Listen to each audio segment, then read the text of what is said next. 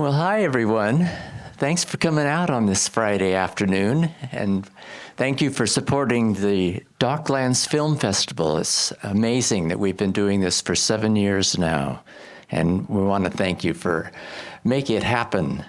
And my name is Kelly Clement. I'm one of the programmers of the festival, and I'd like to introduce you to this amazing film we're going to see today.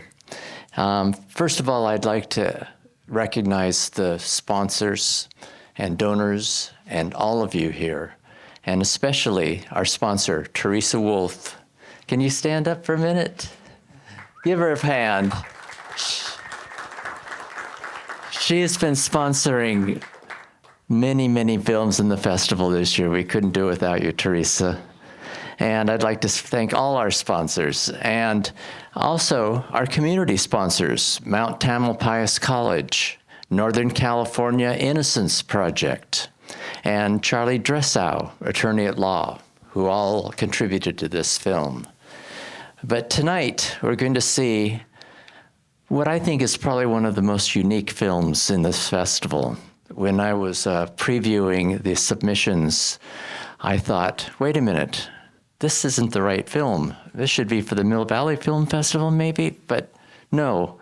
It's an amazing documentary, and a lot of people have been calling it a gender-bending documentary and a genre-bending documentary.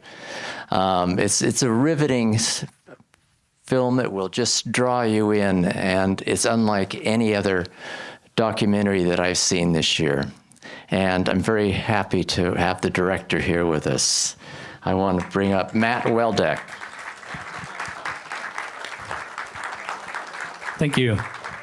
Well, thanks so much to Joni and all of you for being here and sharing this story. It's something that we started working on it in July of 2020. So it's really great to be here for our Bay Area premiere. It's a story that began for Rickey Jackson in May 1975. And I can't really speak to how just unbelievable the experience of working with Rickey was and has been, and the friendship that's developed between us over these years. But a couple of things I think are important when you're watching the film. Rickey wanted to offer an authentic firsthand accounting of the wrongful incarceration experience. If you don't work in justice or you don't know somebody in your community that this happened to, chances are you know about this issue generally on a statistical level, but you probably can't mention anyone's name offhand. And so this film belongs in that place where it's putting a face to an issue and a face on a statistic. And you won't forget Rickey's name after watching this film. So he actually returned to the prison where he was sent in 1976. That's where the film takes place. And he improvised every single line in this movie. It's not scripted. Everything you hear is from his mind and from his spirit and heart. And that took an incredible amount of courage, and I hope that you can appreciate it as much as I have. So thanks a lot. And I just want to remind you all to turn off your electronic devices. And don't forget, this is up for the Audience Award, and we'll be passing out ballots, and we'd like you to give them to the person at the door before you leave. All right, enjoy the film, and we'll be back for a Q&A afterwards. Well, ladies and gentlemen, I'd like to bring up the director of Lovely Jackson, Matt Waldeck.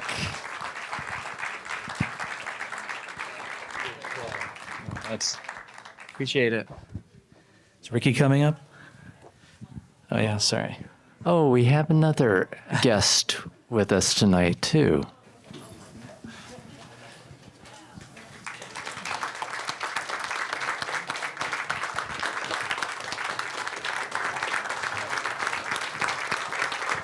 You got me again anyway, didn't you? Thank you so much, everybody. Thank you. Thank you for your time. Thank you. Thank you.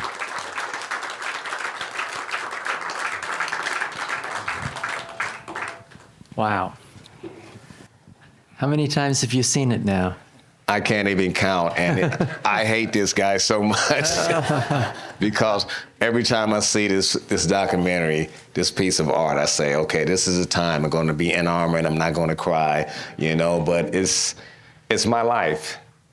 You know, it's my life, and he takes me to some places that I initially wanted to forget, you know, since I have another life now, but it's a good thing because it's very therapeutic for me to see this, you know, and I found out it's okay to cry now, you know, it's okay, but it's a good cry.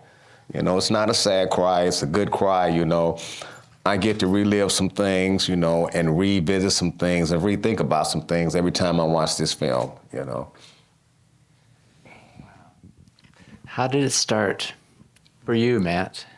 I read about Rickey's first settlement in May of 2016, and then I was obviously stunned by his story, and the time when he was released, he had set the record for the longest wrongfully incarcerated person in U.S. history, which sadly has been broken now by 8 men.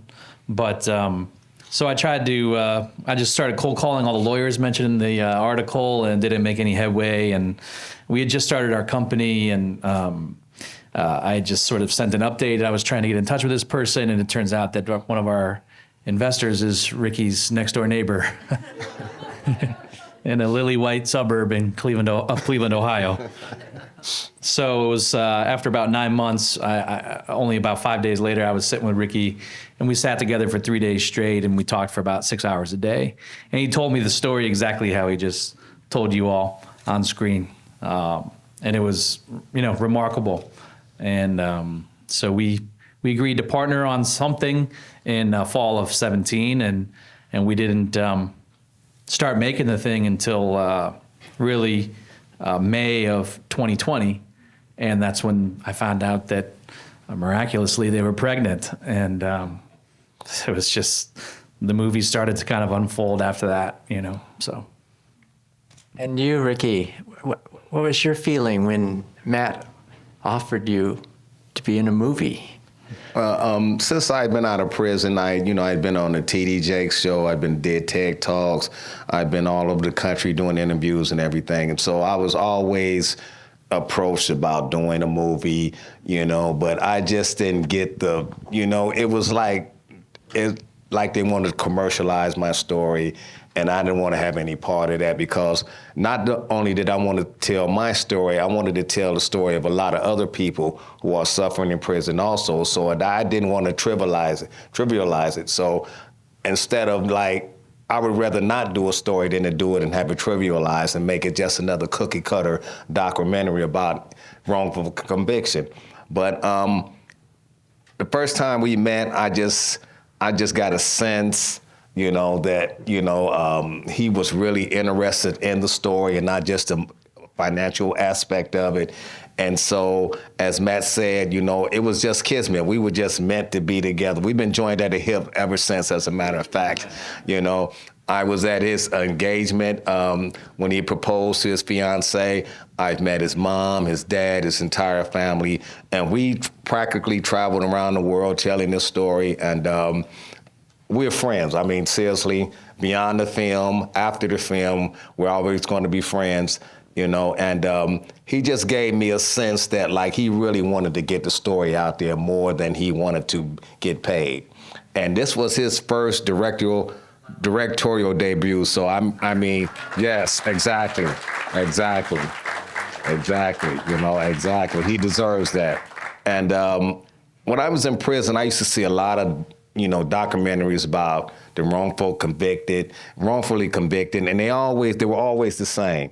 You know, it didn't elicit any emotion from you. You know, it's like, yeah, that's sad, but you always moved on.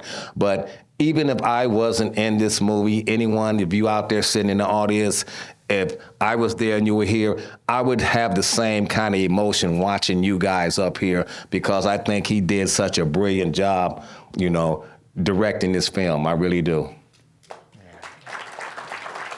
Thanks. And has the other subjects in the movie seen it, and what are their reactions? Yeah, Edward Vernon came to one of the screenings, and I mean, he loved it. And Karen Smith hasn't seen it, but I think really just Ed, I think, is the only other person in the film. And the attorneys, they've seen it. Yeah. Reverend Simpson? He has not seen it. Okay. No, he has not seen it. Well, I want to open it up to you guys. Any questions for Matt or Rickey? Don't be shy. Hi. So I'm actually a political organizer for incarcerated and formerly incarcerated people. So first of all, I just want to thank you for bringing about this story so that more people can hear these stories, because you'd be surprised how many people don't know what goes on in prison. And so I guess my question was just what role you see art playing in not only telling stories, but also bringing justice to those who are currently inside. I mean, art is such a big part of our lives, you know, cinema, music. And I think, you know, using the artistic vehicle as a way to get people's attention is probably a great idea, you know, because otherwise, if you start making it mundane and cookie cutter, people are going to say, they're going to give you like 10 seconds and then they're moving on to the next story. But art lasts forever. Yeah, and I think that really motivated the approach that we took to the film. Obviously, it's a lot different than any documentary we've probably ever seen. And that's because Rickey wanted to have anyone he was sharing the film with feel what he went through. We all know that it's bad and it shouldn't be like this. And, you know, there's a disproportionate amount of Black Americans, you know, in prison. We all know about those issues, and we're standing on the shoulders of other filmmakers that have brought those issues to light. But has there really been the spiritual and emotional collateral damage of these injustices? And we didn't feel that had really been done before. And Rickey, you know, he started from an emotional place, and everything was built off of that. And that's why it's an imaginative, you know, we're in his mind, we're in his memories, so that we could break down into sort of bite-sized elements that we can all relate to from an emotional perspective. Because how can you convey what 39 years in prison feels like, or what that time feels like? So the pacing and all that was deliberate. We slow it down. You're kind of lost for a certain period of time during his parole period. And, you know, we try to break it down into everyday emotions like hate and love and forgiveness and hopelessness. And, you know, and that's something that Rickey brought, you know, every day to set. So that's art, I think. And I guess I wanted to ask you, the photography is amazing. It's beautiful. And how did you get the locations? Well, COVID. So we were filming that in pre-vaccine COVID. And that's the prison where Rickey was sent on his way to death row in 1976, and that's the same prison where they filmed The Shawshank Redemption.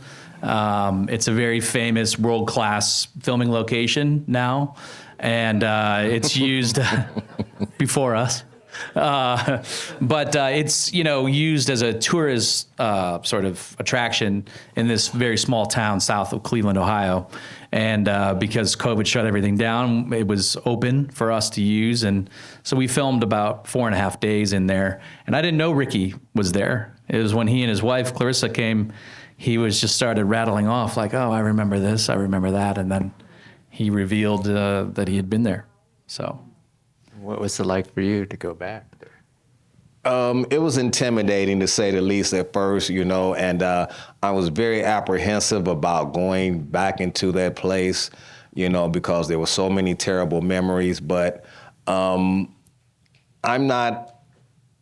don't like to run from things. And so I said, like, if we're going to do this, I need to adjust myself and adapt myself to this environment once again, you know. But Matt was very sensitive to me, you know, and my emotional mood swings or whatever. And he could sense when it was enough filming. We're not going to do any filming. We want to take a break. How do you feel about this? Do you want to go through this?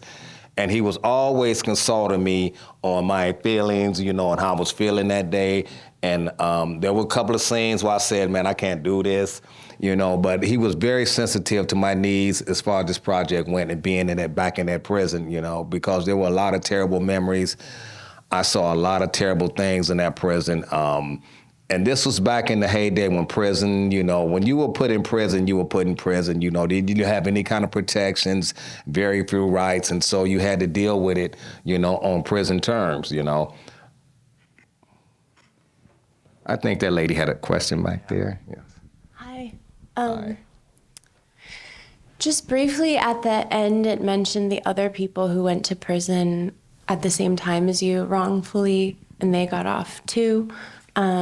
Were you in contact with them over the years, or what was your dynamic? Yes, we were always, writing each other, because eventually we got separated, because if you're on the same case with a guy, they try to keep you not in the same vicinity or the same prison. They kind of keep you separated. So if you have appeals or something, they try to keep you from, collaborating with each other. But we stayed in touch as much as possible through letter writing, our families or whatever. If I got a piece of news, I would write them. If they got a piece of news or information, they would write me. But beyond your question, both brothers, they were two brothers. They were my best friends. We grew up together.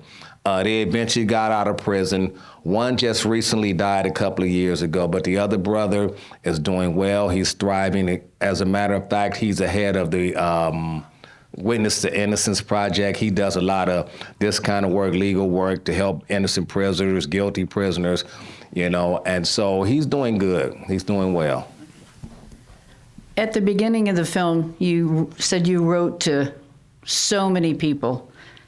Did you ever get any answers from any of the lawyers, the senators, governors, anybody? I got quite a few responses, but the particulars of my case, there was really not a lot of stuff you could sink your teeth into as far as physical evidence. And like lawyers like evidence, something, they like evidence. And there was just my story, pretty much my story against his story.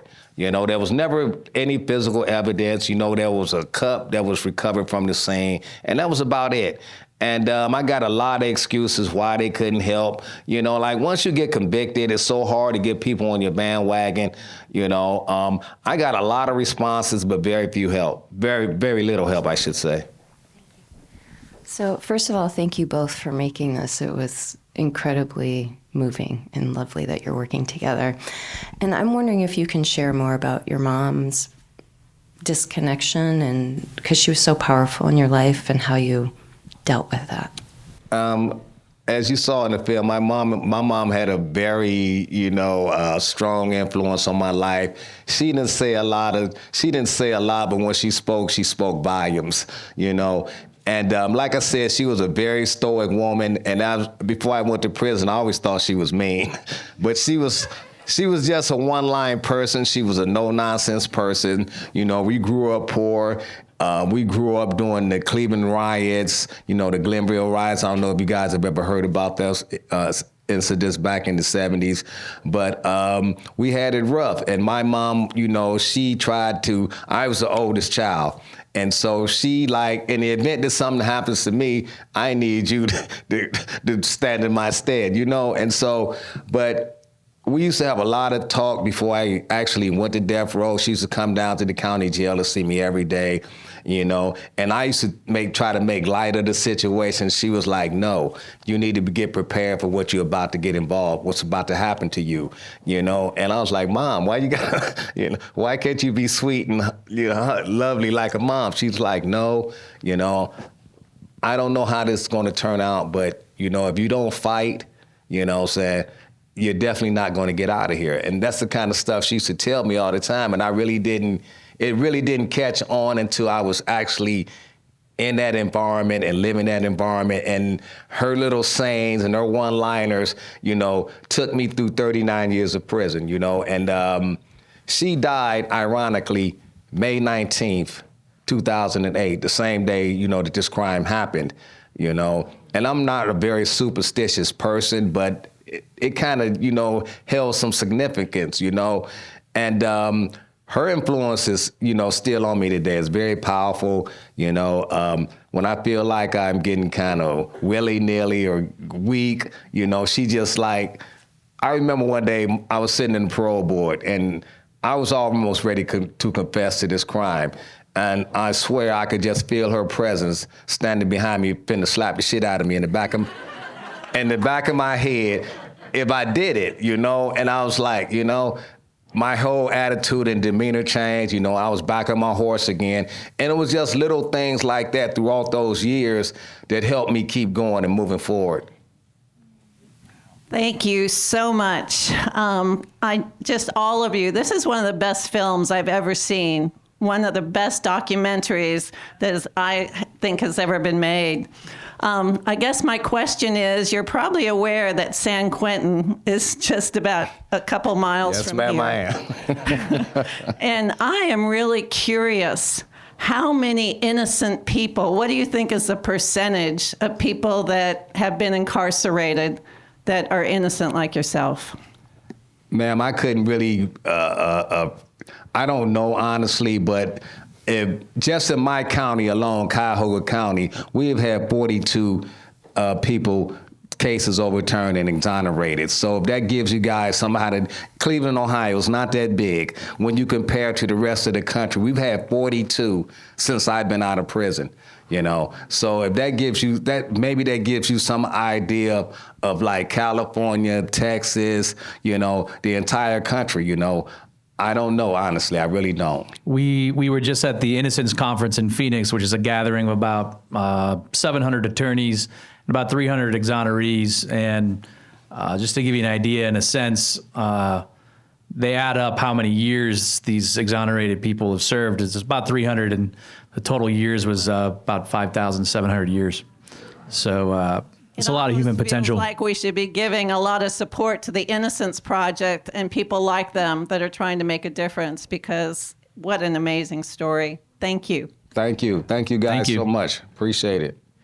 Well, we've got to wrap this up, but Matt, I know you're the co-founder of Zodiac Pictures, and what do you got in works? Yeah, my business partner, Ben Hecht, is a local Marin person, so he's in the house. Up from San Diego, we need to sell the movie. The movie hasn't sold yet. A lot of documentary filmmakers. We've been on this festival circuit. A lot of tremendous work. It's a tough grind. It's a tough grind.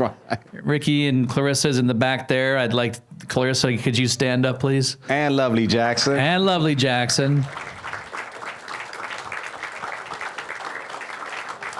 They traveled, 3,000 miles to be here, and they show up for this to support the film. So we're focused on selling the movie before the end of the year so that we can, help, reach other people. Next project. And get to the next project. And, we have a multitude of projects, scripted and unscripted, always kind of in motion. But this has been, for the last 3.5 years is what we've been doing, really. Yeah. Any more documentaries in process? Yes. We're working on one that'll be done before the end of the year. And one other after that. Okay. About microplastics. All right. Very different. But We'll bring him here. Okay, thanks. Thank you all. Thank you. And I just wanted to say thank you, folks, for your time. Sit down and watch this film. We really appreciate it. You could have been doing something else, but you're here. So we really appreciate it a whole bunch. Thank you so much. Thank you. Thank you.